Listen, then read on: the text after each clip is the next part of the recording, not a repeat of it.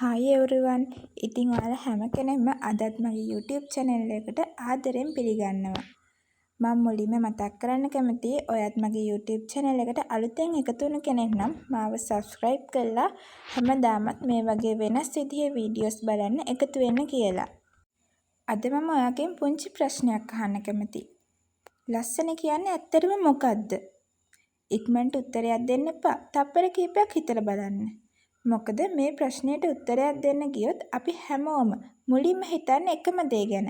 පෙනුම, මුහුණ, අපේ හිනාව, කොණ්ඩේ, ඩ්‍රෙස් එක, ස්ටයිල් එක ඒව තමයි මුලින්ම මතක් වෙන්නේ. හැබැයි මට තව ප්‍රශ්නයක් තියෙනවා. ඔයා ජීවිතේ කවදා හරි කෙනෙක්ව දැකලා එයා එච්චර ලස්සන නෑනේ කියලා හිතලා පස්සේ ටික එයා එක කතා කරද්දි අනේ ඇත්තටම මේ කෙනා හරිම ලස්සනයි කියලා හිතුන අවස්ථාවක් තියෙනවද? මට නම් තියෙනවා.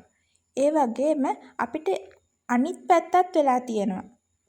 පළවෙනි පාර දැක්කහම වව් කියලා හිතන කෙනෙක් ටික දවසක් කතා කරද්දී ඒ ලස්සනම නැති වෙලා ගිය අවස්ථාවක් තියෙනවා. ඒ ඇයි?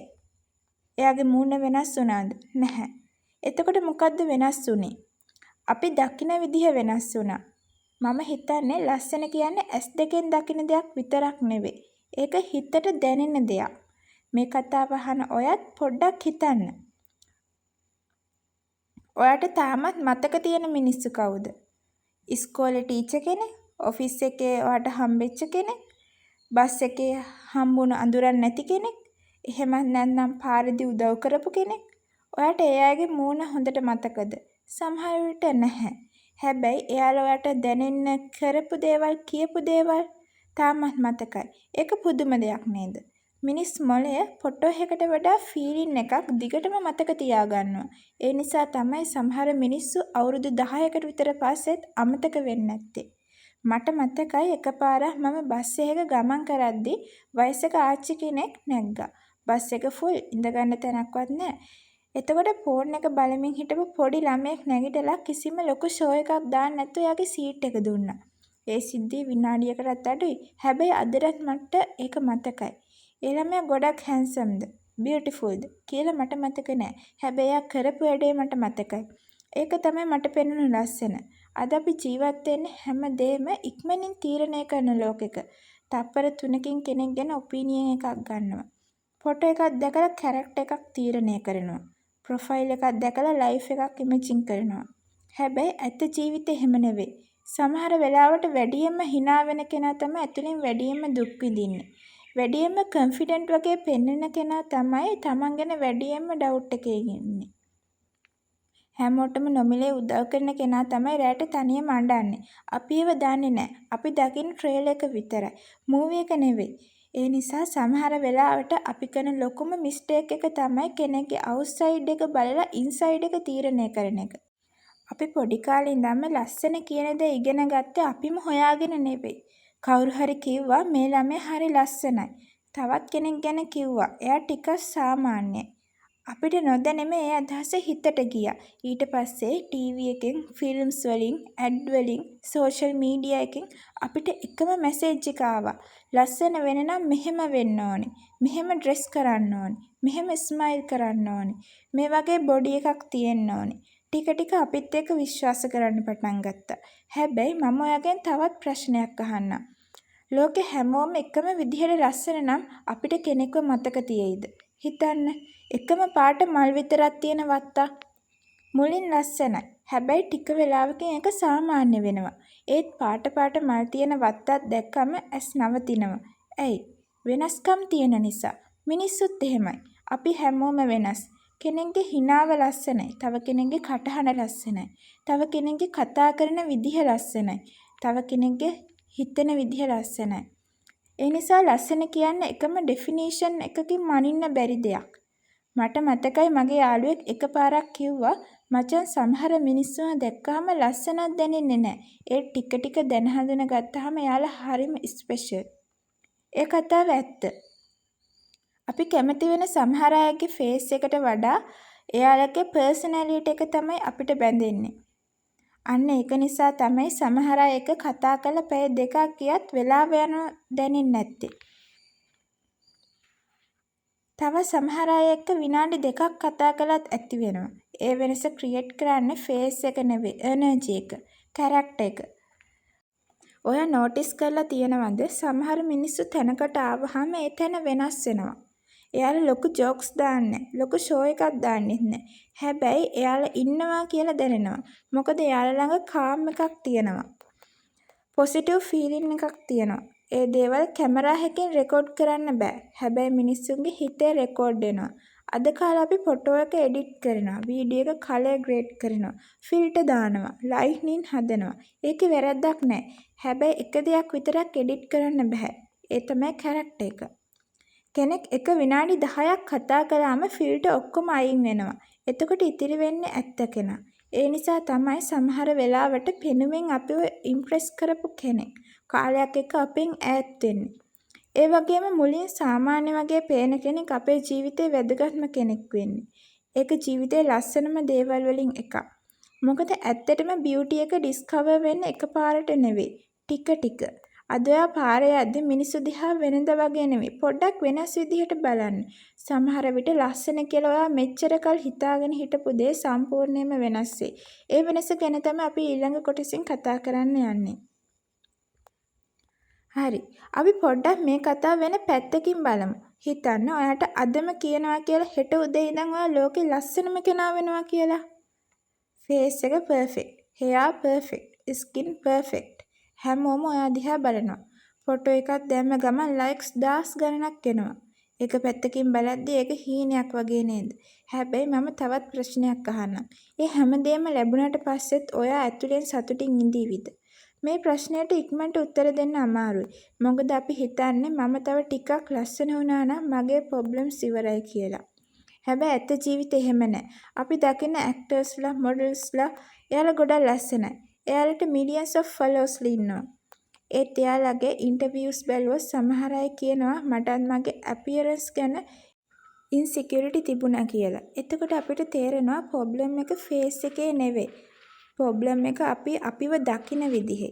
ඒක නිසා තමයි එකම මිරර් එක ඉස්සරහා දෙන්නෙක් හිටියත් එක්කෙනෙක් මම හොඳයි කියද්දි අනිත් කෙනා මම මදි කියන්නේ. මිරර් එක එකයි. වෙනස් වෙලා තියෙන්නේ මයින්ඩ්සෙට් එක.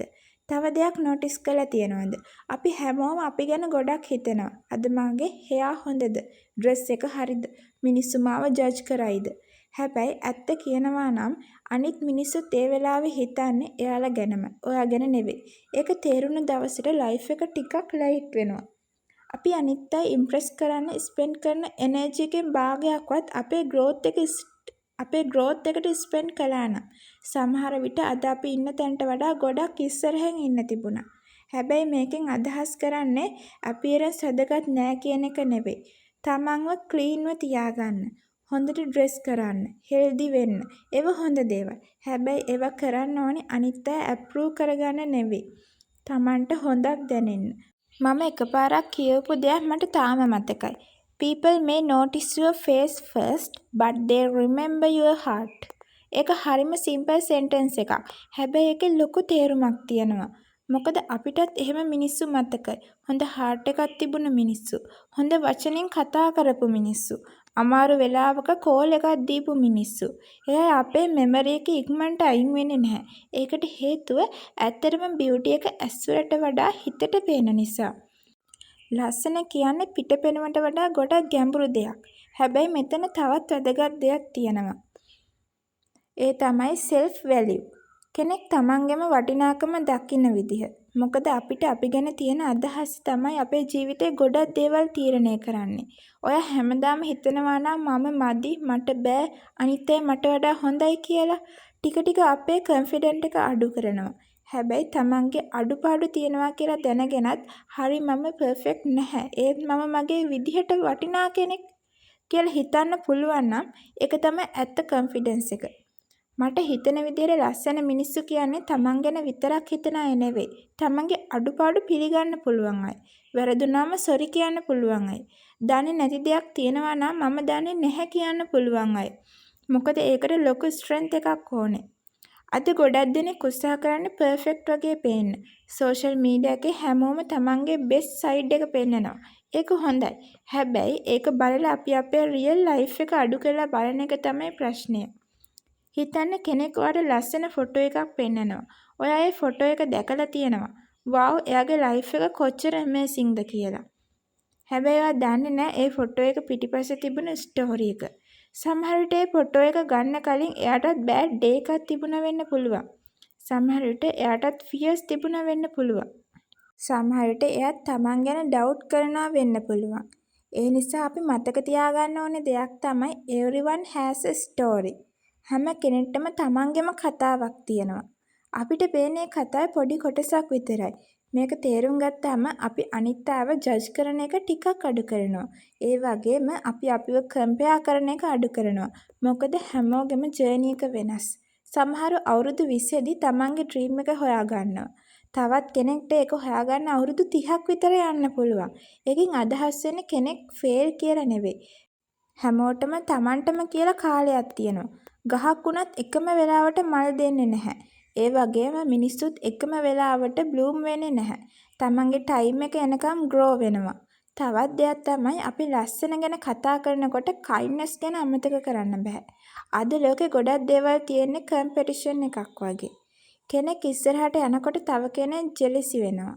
කෙනෙක්ගේ සක්සස් එක දැක්කම සමහරු සතුටු වෙන්නේ නැහැ. හැබැයි තවත් කෙනෙක්ගේ සක්සස් එකට අවංකව සතුටු වෙන්න පුළුවන් එකක් ලස්සන ගුණයක්. කෙනෙක්ගේ හැපිනස් එක දැකලා අනයාට හොඳ දෙයක් වුණා කියලා හිතන්න පුළුවන් හිතක් තියෙන එක ලොකු දෙයක්.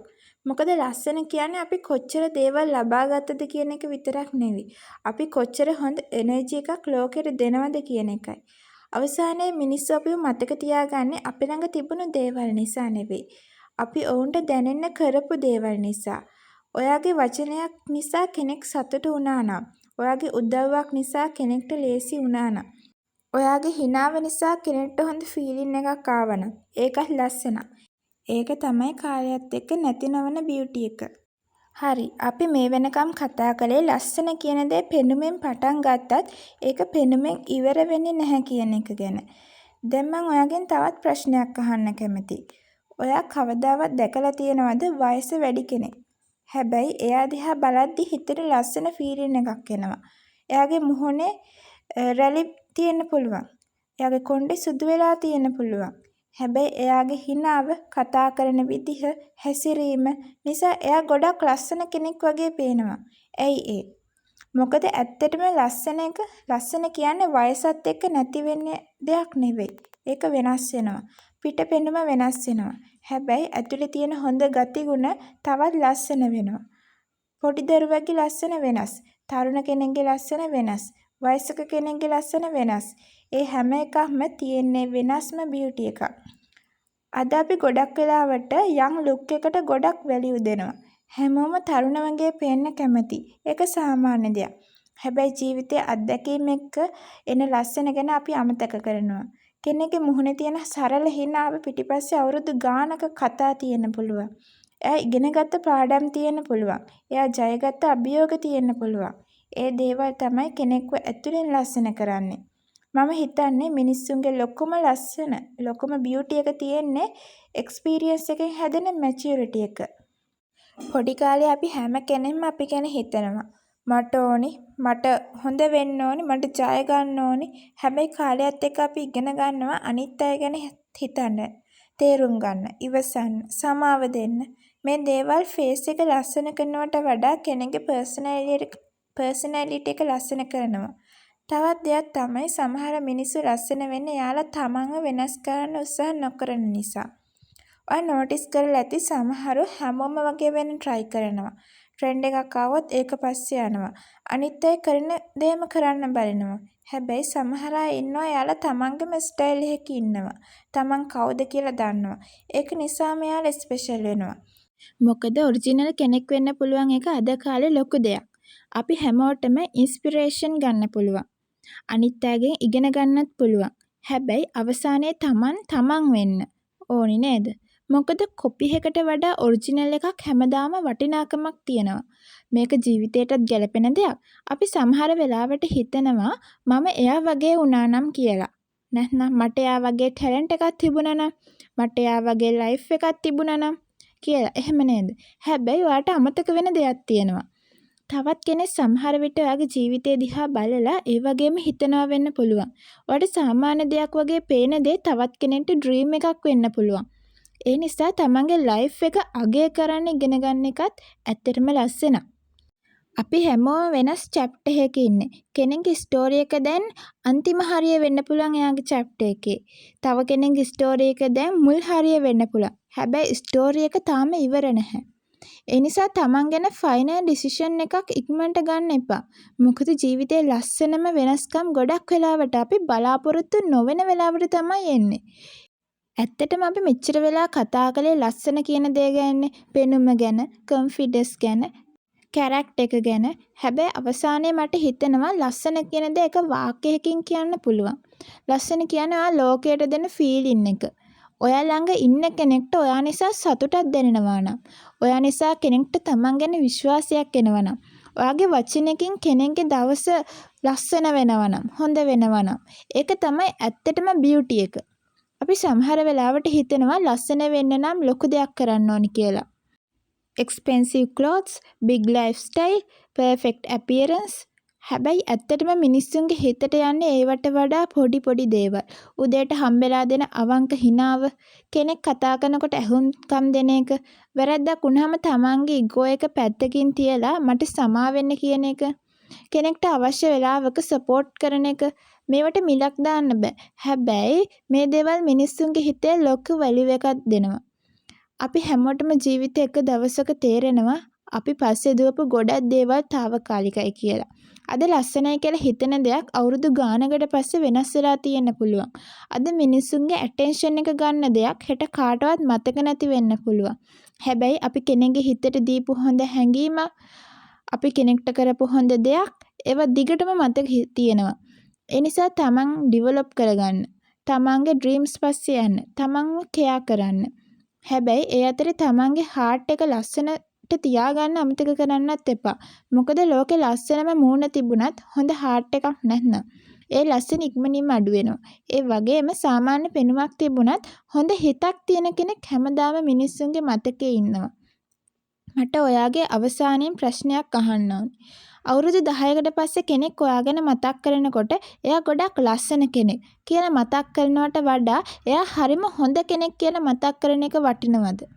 මම හිතන්නේ ඒ දෙකෙන් දෙවෙනි එක ගොඩක් වටිනවා. මොකද පෙනුමේ S2 පිනවනවා. හැබැයි හොඳ හිතක් ජීවිතයක් වෙනස් කරනවා. ඉතින් අදින් පස්සේ ලස්සන කියන වචනේ ටිකක් වෙනස් විදිහට බලන්න. මිරර් එකෙන් පේන දේ විතරක් නෙවෙයි. ඔයාගේ ඇක්ෂන් බලන්න. ඔයාගේ වර්ඩ්ස් බලන්න. ඔයා අනිත් අයට දෙන ෆීලින් එක බලන්න. මොකද ඇත්තම ලස්සන තියෙන්නේ එතන. මේ වීඩියෝ එක අවසානයේ වෙනකම් බලපු ඔයාට ඇත්තටම ස්තුතියි. ඔයාට මේ කතාවෙන් පොඩි හරි දෙයක් හිතන්න ලැබුණා නම් ලයික් එකක් දාන්න. ඔයාගේ අදහස කමෙන්ට් එකකින් කියන්න. මේ වීඩියෝ එක තවත් කෙනෙක්ට බලන්න ෂෙයා කරන්න. මේ වගේ තවත් ලස්සන වීඩියෝ එකකින් ආයි හමු වෙමු. එතකන් තමන්ව අගය කරන්න. අනිත් අයට kindness දෙන්න. ඒ වගේම මතක තියාගන්න. True beauty is not only what people see in you, it is what people feel because of you. Bye bye.